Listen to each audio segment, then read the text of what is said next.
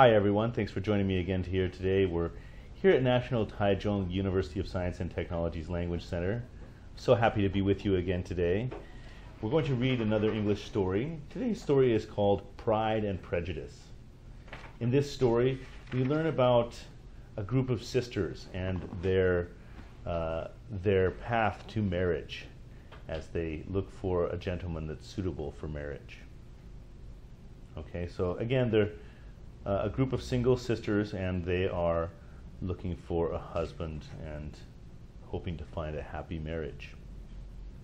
Okay, again, the name of our story is Pride and Prejudice. As always, let's start with a little bit of vocabulary. I'll read, and you can follow along with me and repeat if you would like. Okay, here we go. Prejudice. Prejudice. Estate. Estate. Household. Household. Status. Status. Arrogant. Arrogant. Wit. Wit. Blossom. Blossom. Mansion. Mansion. Soak. Soak. Intelligence. Intelligence. Station. Station. Inheritance. Inheritance. Propose. Propose. Financial. Financial. Rosy. Rosy. Patron. Patron. Unexpectedly. Unexpectedly. Offensive. Offensive. Scold. Scold. Romance. Romance. Inform. Inform. Disgrace. Disgrace. Yearly. Yearly. Savior. Savior. Reputation. Reputation. Accompany. Accompany. Apologize. Apologize. Okay, that is the end of our vocabulary. We'll go ahead now and jump right into our story. Once again, thank you for joining me, and I hope you enjoyed today's story. A wealthy young gentleman named Charles Bingley has rented the nearby estate of Netherfield Park. Upon hearing this news, the Bennet household feels great excitement. For the Bennets have 5 daughters: Jane, Elizabeth, Mary, Kitty, and Lydia. It is Mrs. Bennet's hope to see them all married. The Bennets are invited to attend a ball, and Mr. Bingley is there as well. Attracted to Jane, he spends a lot of time dancing with her. With Mr. Bingley is his close friend, Mr. Darcy, who feels the local people are too low in social status. Darcy's pride keeps him from dancing with Elizabeth, causing people to think of him as arrogant and rude. However, at different occasions over the following weeks, Elizabeth's wit and charm begin to interest Mr. Darcy. Yet Elizabeth's prejudice towards him keeps her from opening up to him. Meanwhile, Jane's friendship with Mr. Bingley continues to blossom, and she goes to the Bingley mansion to see him. However, she gets soaked in the rain on the way there and becomes ill. Because of this, she has to stay at Netherfield for several days to get well. Elizabeth goes to Netherfield to care for her sister. There, she again meets Mr. Darcy, who is impressed with Elizabeth's caring nature, her intelligence, and how well she argues with him. After Jane recovers, she and Elizabeth return home. They meet some military officers stationed close by. One handsome officer named Wickham speaks with Elizabeth, and he tells her how he lost an inheritance because of Mr. Darcy. Elizabeth's prejudice against Darcy grows. When winter arrives, Jane is upset when Bingley and Darcy go back to London.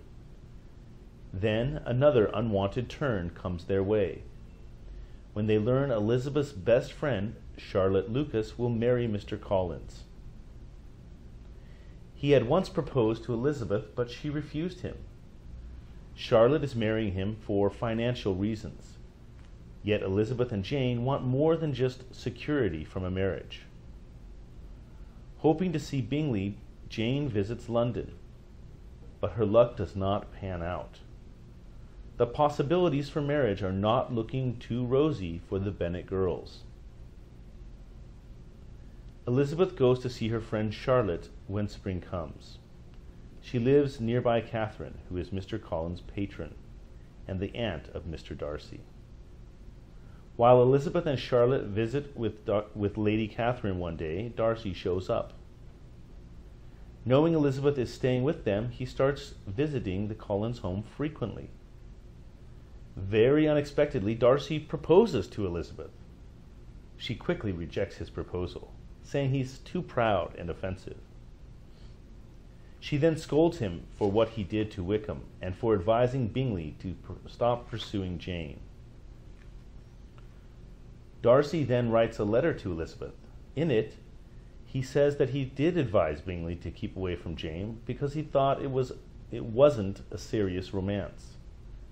He also informs Elizabeth that Wickham once attempted to elope with his young sister Georgiana and had foolishly spent the money inherited from Darcy's father.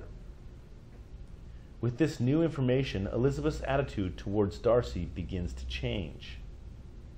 In June, Elizabeth goes on another journey close to the Darcy's estate. After learning he is away, she explores where he lives. His servants tell her how kind and generous Darcy is. A short time later, Elizabeth receives word that Lydia has eloped with Wickham, which is a disgrace to the Bennet family. However, in return for a yearly income, Wickham marries Lydia. Elizabeth then learns that Darcy is the one who has paid the money. He is the savior of her family's reputation. Bingley, accompanied by Darcy, returns to Netherfield and proposes to Jane. Darcy finds Elizabeth, and the two of them begin to apologize to each other for all of the mistakes they have made. To the surprise of the Bennet family, Darcy and Elizabeth have agreed to marry. As the story ends, there is a double wedding. Elizabeth and Darcy have set aside pride and prejudice and replaced it with love. Okay, well, so a happy ending to our story. A double wedding at the end. Elizabeth and Darcy have been married, and Bingley and Jane have also been married at the end of our story. So happiness is found by some of these Bennet daughters as they do find marriage in the end, and they have replaced some of these negative feelings. So Elizabeth no longer feels the prejudice that she once felt towards Darcy, and Darcy doesn't feel too proud or too superior or too good for the common folk like the Bennet girls. Okay? Well, I hope you've understood our story today, and I hope you've enjoyed it as well. Let's listen to a few comprehension questions and see what you can remember from our story. All right, here we go. Number 1. Who is believed to have lost his inheritance? Who is believed to have lost his inheritance? Now remember, inheritance is money that you get from somebody, usually a family member, who has passed away, who has died, and is no longer with us, and they may leave something behind, like their property or their money and so forth. So who is believed to have lost his inheritance? A, Mr. Collins, B, Mr. Bingley, C, Mr. Wickham, or D, Mr. Darcy? Who is believed to have lost his inheritance? Well, if you chose C, Mr. Wickham, you are correct. Mr. Wickham is thought to have lost his inheritance. Okay, we hear in our story, one handsome officer named Wickham speaks with Elizabeth, and he tells her how he lost an inheritance because of Mr. Darcy. Okay, let's listen to question 2. What causes Elizabeth's negative attitude towards Darcy to change? What causes Elizabeth's negative attitude towards Darcy to change? Remember that in the beginning of our story, Elizabeth did not like Darcy. She did not have a good attitude towards him. She felt that he was a little stuck up, if you will. He felt he was too good for the average person. He didn't interact much with Elizabeth. Okay. So, again, the question is, what causes Elizabeth's negative attitude towards Darcy to change? Is it A, she has a long conversation with Mr. Wickham? B, she learns how nice he is from Mr. Bingley? C, Mr. Darcy sends her a letter explaining what happened in the past? Or is it D, Lady Catherine tells her that Wickham is a liar?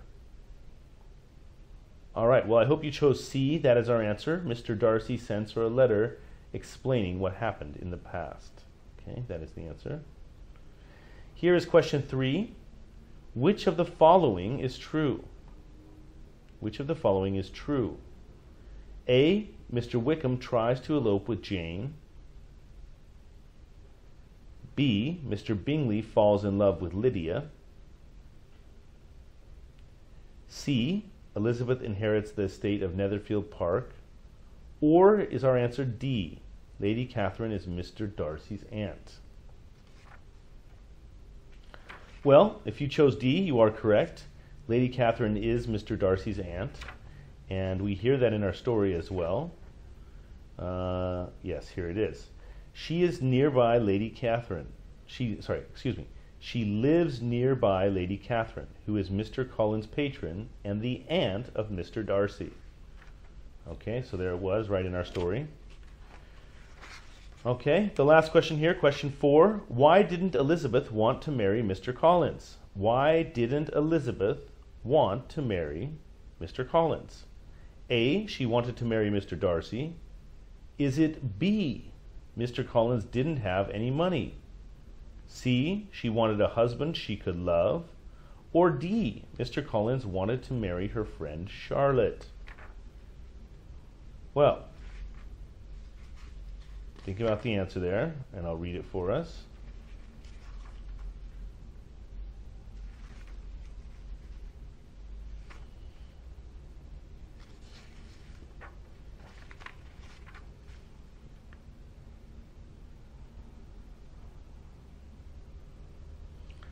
Okay. So our answer here is C. She wanted a husband she could love. Okay. It was more than just money what she was looking for in a marriage. She also hoped that she could find true love in a marriage. So just the fact that her husband is wealthy is not enough for her, but she also hopes that she will fall in love with the gentleman as well. Okay, again, the name of our story is Pride and Prejudice. I hope you've enjoyed our story today, and please join us again next time for another English story. Thank you very much. Take care, and goodbye.